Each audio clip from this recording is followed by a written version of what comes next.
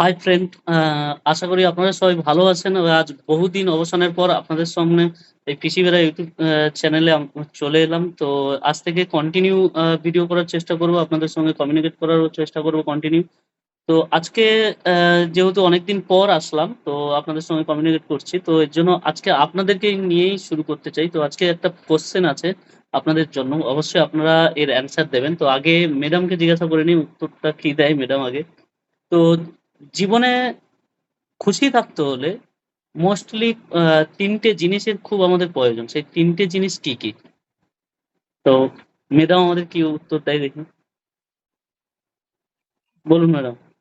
এক হচ্ছে ইতিবাচক চিন্তা করা। হ্যাঁ, ২ হচ্ছে অন্যের কাছ থেকে আশা করা বন্ধ করতে হবে। আর ৩ নম্বর নিজেকে সময় দিতে হবে। বাহ! খুব ভালো।